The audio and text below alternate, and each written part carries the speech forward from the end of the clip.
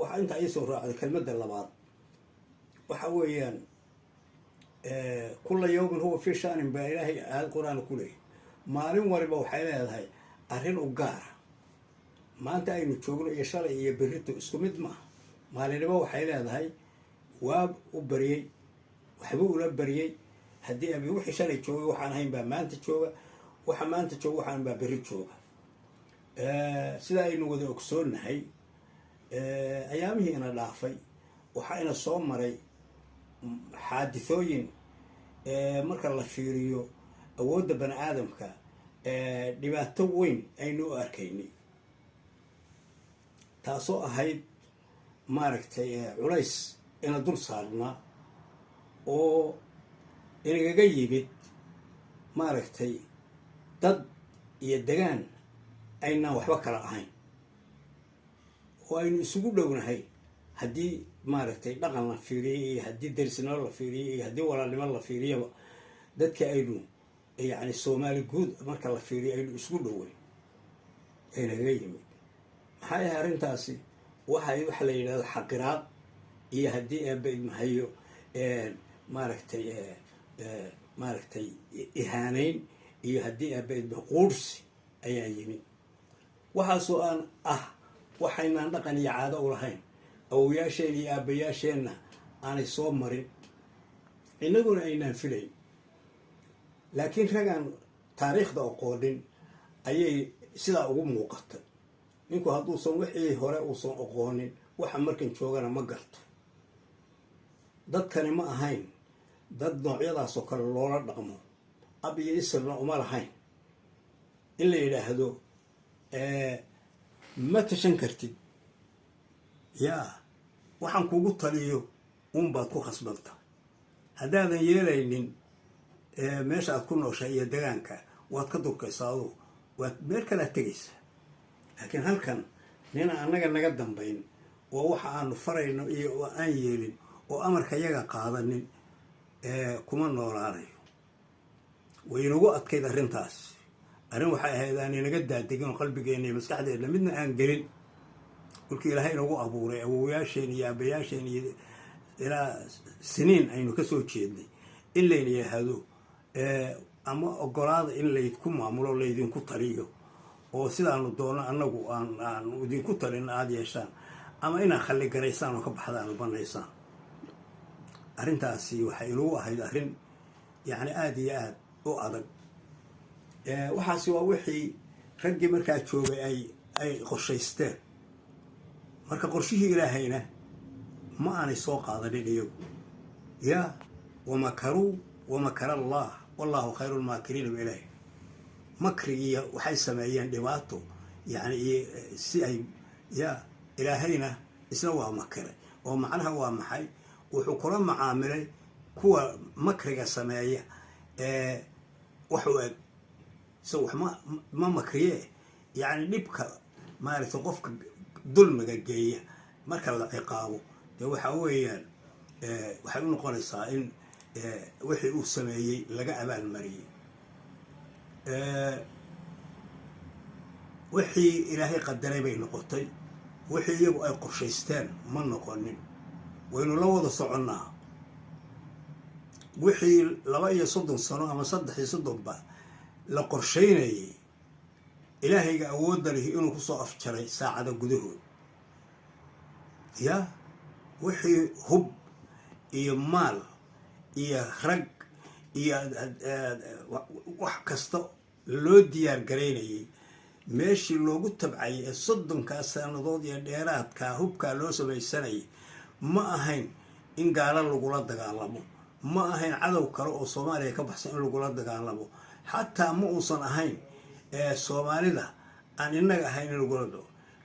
looma samaysanaynin marka xagga la samo kililka shanaad inoogu dhow soomaalida degan jabuuti in lagula dagaalamo ma ahayn haddii soomaali weyn iyo gaalkacyo iyo bari barka la gaala ma ahayn waxay ahayd waxaasoo dhani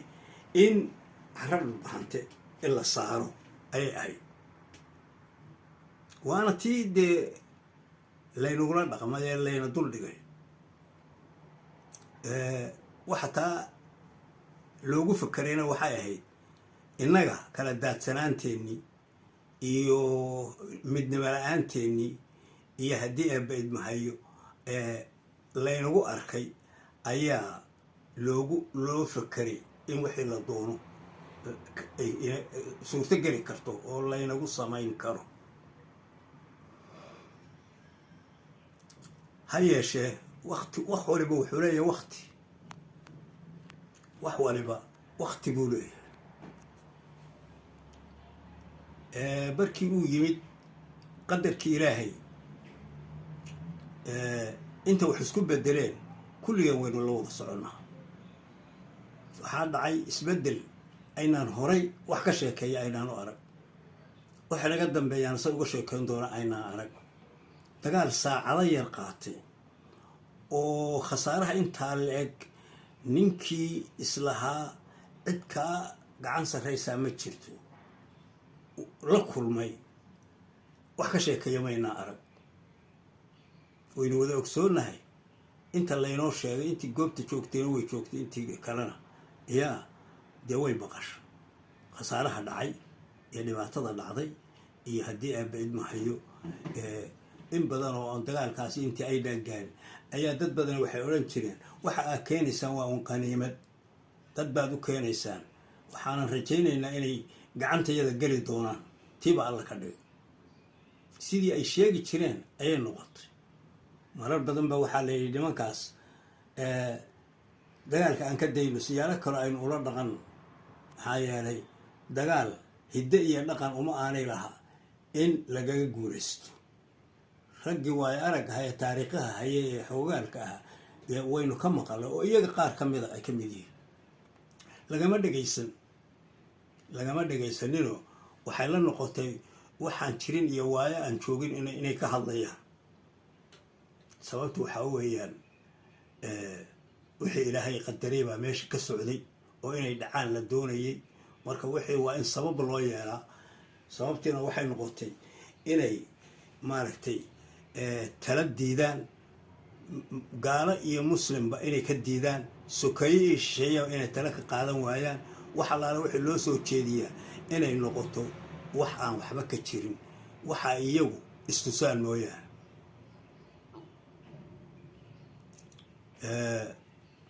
ma aanay noqonin. waxa weeyaan wixii dhacay goobjoog baynu u wada nahay. waxaa dhacay nasri baa dhacay, sharaf baa timid. haddii aabba idmahay waxay ku timid waxaa weeye innaga oo xaq ku dagaalamaynay, innagoo aan dulmi marna aan samaynaynin, innagoo layna dulmayay oo 15 sano ugu yaraan laynagu hayay cagta hoosteeda, oo wax kasta oo ruux bani aadama dhibaato ku ah layna soo mariyey, oo haldoorkeedii silic iyo darxumo iyo xaqiraad loo wada dhameeyey. mid xabsi ku dhinta iyo mid suuqa ku dhinta iyo mid dhulkiiba ka cararo iskaga cararo magaaladii uu ku dhashay ee ku koray ka carara ku noolaan kari waaya layna gaadhsiiyey. waxa ay ku dambaysay markii aynu inagu midownay oo tawfiiq laynaga helayo midnimo yaa ayaa nasrigiina yimi. maxay nasrigu wuxuu ku xidhan yahay midnimada. haddii midnimo la helo guul waa la gaadhaa, laakiin haddii midnimo la waayo yaa guul lama gaadho. odagii carabka ahaa ee intuu 4 wiil oo u dhalay isugu yeedhay soo qaaday, ulaha soo qaatay ee u dhiibay 4 walood intuu isku qabtay midu dhiibo wuxuu war bal jabi 4 tooq la isku hayo. markaasuu jabin kari waaya. qaar buu ka bixiyay marba markii ugu dambaysay mid soo hadhay buu barta jabisu saasuu dee isugu laabay. ilaan waa laan kaligeeda. haddaad isku duuban tihiin weligiin laydinka adkaan maayo buur, laakiin haddii aad kala tagtaan saasaa u jabaysaa. waxaa weeyaan innagana bidnima inaga timid. dadkii inala dhashay ee aynaan inta badan magacuun mooyaane aynaan manfac iyo midnimo aynaan wadaagi jirinna ilaahay quluubtoodii meelay joogaanba wuxuu ku riday midnimo. innagii iyo iyagiiba kelmad la yidhaaho daaroodiya ayaa soo baxday oo adduun weynaha qaaradaha kulligeed wada gaadhay rag iyo dumar saqiir iyo kabiir qof waliba arrin uu wada dhibsaday oo meel looga soo wada jeestay loona midoobay lagana dhiidhiyey ayaa dhacday tii waxay ku dambaysay guul bay ku dambaysay guul ayay ku dambaysay maanta waxaa inala gudboon guusha aynu gaadhnay sidii aynu u hanan lahayn waxa ugu horeeya saynu u hananaynana ka mid oo ugu horeeya kuwan iminka dhibaatadaasi ku dhacday waxa u sabab ahaa waa dulmi iyo gardar ninkii dulmi sameeyaana inkastaba ha gaadhee inuu jabayo oo ku jabayo waa wax cad waa sunnatul kown ummadihii inaga horreeyey oo dhan baynu ognahay marka taariikhdooda laynoo akriyo qolo waliba sankay taagtay yaa adigaa dunida keligaa leh yuu koofil eersaday koofil waad wada garanaysa adaa dunidan keligaa leh yuu koofil eersaday kashiisana ma gelin welilbaa keebka kuu qaban koofil ninka aad inta aad maqalina haddaba ha maqleene yaa ninkii waqooyi ingiriiska wakiilka uga ahaa ee daraawiishtii sayid maxamed cabdilla xasan iyo dhulbaante la dagaalamaya u ahaa marnaba kuma uusan fekerin wadaadkaas iyo xogaaga uu wato ayaa maaragtay kaa gacan sarraynaya meel cidla ah baa laga helay yaa meel cidla ah ayaa laga helay oo inta kurka laga jaray oo faras loogu xidhay isagoo ka lalbada lagu geeyay taleex oo sayidka hortiisii la dhiga kaa waxaa lamida ninka la yidhaha hadda gacantaa lagu hayaaye la yidhi waxaa la yidhaahdaa faysal cabdi bootaan isagoo fayow ayaa waxaa laga sheegay wuxuu yidhi waanu soo ururayna edabna waanu u yeerayna qoryahan halkan waxaa lagu sheegayo edab 10 baanu u dhigi doonaa ayaa laga sheegay ninbaa u jawaabay sidaan maqlay wuxuu ku yidhi waxaan rajaynayaa adigoo maxbuusa in la ii kaa keeno adigoo maxbuusa in la ii kaa keeni doono yaa halay bixiya ay taaganta waana dhacday sida la sheegay waaqic wey nin allaala ninkii maaragtay ku tallaabsada dulmi waxaan shaki lahayn aakhire intuusan tegin adduunka inuu la kulmayo laba cuqubo aakhire la islama sugo adduunka yaa lagaga gooyaa qofka gala shayga la yidhaha caaqul waalideynka waalid caasiga qofka waalidkii caasi ku noqda ee caasil waalideynka aakhiro wixii lagu ciqaabayay intuusan gaadhin adduunka lagaga gooyaa yaa natiijo fiican kuma yeesho cirib kuma yeesho adduunyada dulmiga qofka makhluuqaadka ilaahay dulmiya ee cadaaladda ka taga ee indhaha ka qarsadana aakhiro intaan la gaadhin ayaa ifka lagaga gooya odayaasha haddaad waraysato hadday kuu wada sheegayaan faamil la jooga ay ku leeyihiin kaas wuxuu ahaan jiray qof naxariis leh oo haddii aabadme maslaxadda ka taliya hadday ka muuqataa qoyskaasi wuxuu ahaan jiray yacni qoys aan naxariis lahayn oo dilaa ah oo wuxuu dilo iyo wuxuu dhaco iyo wux qalibo mooyaan aan wax kala lahayn oo imika raadkeedu uu ka muuqdo waxa weeyaan waxaan adar ku soo uruurinayaa guusha aynu ilaahay ina gaadhsiiyey ilaahay baan ugu xamdi naqaynaa wa amaa binicmati rabbika faxadith baa ilaahay wa nicmada ilaahay aayad kalena ilaahay wuxuu ku leeyahay la in shakartum la asiidannakum wala in kafartum ina cadaabii la shadiid haddii aad nicmada iyo wanaagga iyo barwaaqada iyo nabadgelyada iyo nasriga aan idin siiyo haddaad ku shukridaan waan idiin kordhinayaa waa idiin sii badinayaa sidaa un baan idinku ila isaga waxba ka nusqaami maaya walaa in kafartum ina cadaabii la shadiid buu ilahay inali nicmada ilaahay haddaad ku kufridaan kufrigu kii ma aha laguu sheegay aayaddu kuu sheegaysaa kan gaalnimada ah ma aha ee waxaa weye nicmada ilaahay haddaad qariso oo aad ku shukriyi weydo yacni kaafir baa la yidhaha kaafirku waxaa weye waa ka nicmada ilaahay qariyey kufriga la sheega taa haddii aad samaysaan oo wixii nicmadii aan idin siiye aad ku dhaqmi weydaan ina cadaabii la shadiid abaalgudka aan idinku samaynaya waa daran yahay. marka waxaan leenahay guusha aynu gaadhnay aynu ku mintidno. waxaynu ugu mintidaynaa in aynu haddii ilaahay horta ugu xamdi naqno oo aan ilaahay ina siiyey aan ugu shukri naqno. waxaan kaloo ugu mintidaynaa in kuwii ku jabay meesha tan jidkii ay mareen inaynaan marin, inaynaan dulmi iyo haddii aabahme dhibaato qof muslina aynaan u geysanin, xadgudub inaynaan samayn, aynu iska ilaalina. haddaynu taa samayno ilaahayna garabkeennu ahaanaya mar kastaba. maxaa yeelay in tansurullaha yansurkum, ilaahay haddaa u gargaartaa ilaahay waa idiin gargaaraya. marka waxaa weeyaan walaalahayga soomaaliyeed ama reerkan imanka dhibaatada tan yaa magaca guudba haddaan fiiriyo waxaa inoo ballana ilaahay cabsidiisa, waxaa inoo ballana nicmada ilaahay ina siiyey. maanta koonkan aan ku noolnahay ee soomaaliya la yidhaahdo magaca reerkan magacaa leh caan buu ka yahay. waxaa weeye saqiir iyo kabiir meeshii la sheegaba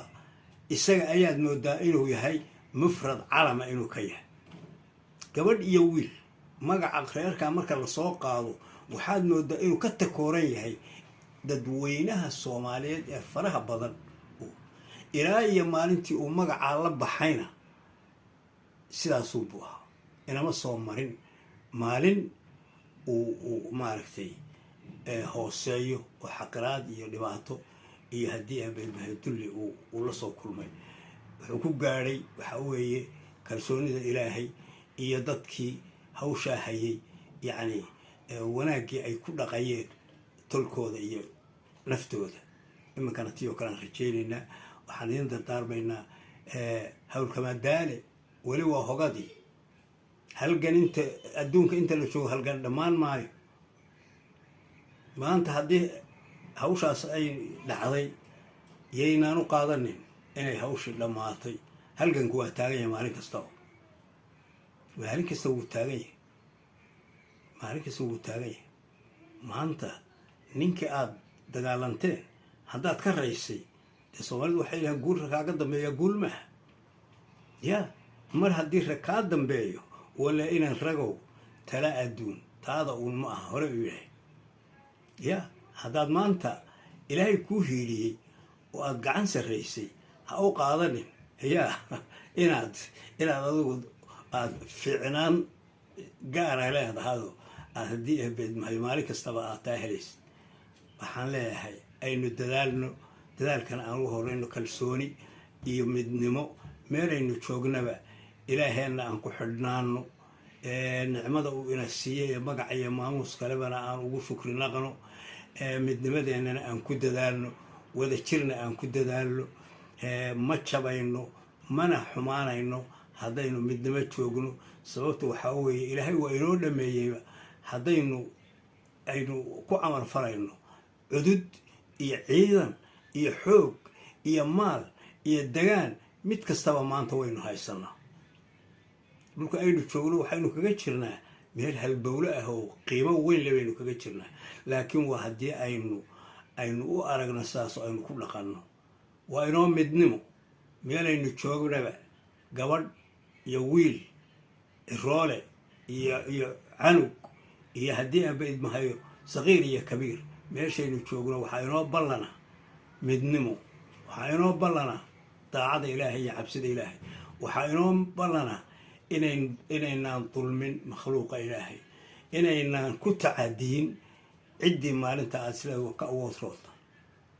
ya haddii aada awood sheegato yacni waxaa weeye awoodda ilaahay baa iska leh. kibirka iyo waxyaalahaas ilaahay baa iska leh kibirka. haddaad kibir sheegato dee ilaah baad wuxuu isagu iska lahaabaad kula tartanta. in dhabarka lagaa jabinayaana xaqiiqo wey. waxaa weeye fircoon iyo namruud iyo haddii aaba idmahayo haamaan iyo qaaruun iyo raggii dunida soo maray dee waynu wada haynaa taariikhdooda. yaa cidina kama xoog badnayn. hadaad ogeydeen fircoonkii yidhi maa calimtu lakum min ilaahin hayri, war anigu ilaahan aniga ahaynoo aada leedihi niman yahu reer maaragtay qabdi ma garanayo kuwi waxaa u xogtay in inta baddi lagu furay lagu sii daayay yidhi haddaan rumaysnahay muuse iyo ilaahiisa mooye ilaah kale inuusan jirin الآن وقد عصيت قبل معلول لو كنت من المفسد ما هذا رمينسا أديك مفسد كيدولك هاللي بني إسرائيل وحكوا سمين يعروفنا ويرشنا كليني قبلها أنا أدو سنتي الخدمة أديك ولها رجل ليش كنت بيوار وحيورها يملكي يا ودي يوحي ونبا عدي ودلمنا يا أهرلي يا marka waxa weeyaan waan idinku badiyay hadalkii waxaan leeyahay waynoo midnimo waynoo alla ka cabsi waynoo iska ilaalino dulmiga iyo xadgudubka iyo xaq darrada iyo haddii aan bad cadaalado aynu indhaha ka qarsano aynu bani aadamka ku xadgudubno intaasba aynu isu dardaaranno meelaynu joognaba aan taa ogaano guusha ilaahay ina siina aan ku mintidno haddii aynu maaragtay guul alla ina siiyey inaynu ku mintidno oo ayaa laynaga doonayaa guusha heliddeedu waa sahlan tahay laakiin haysashadeeda iyo ku mintidideeda dambe aad bay u adag tahay haddii dhinac laga fiiriyana waxa uun ku xidhan tahay waxaa weeye waa midnimadeenna iyo tawfiiqdeenna sida aynu u adkayno weeye marka hadalkii intaasaan kusoo qeybayaa waa mahadsantihiin dhammaantiin meelaha joogtaan garabkiina allaha galo cadowgiinana allaha qabto xaasidkiinana allaha jebiyo intii xabiibkiina ah iyo intii wax idinla jeceliyo soomaali weyn inteeda wanaagsan oo dhanna garabkooda allaha galo insha allah intii xubaan ku wadana ilaahay ha ka qabto intii wanaagga soomaaliyeed ka talinaysaa ilaahay ha garab galo meel la joogaba insha allah biidni illahi alkariim wassalaamu calaykum waraxmatullaahi tacaala wabarakaatu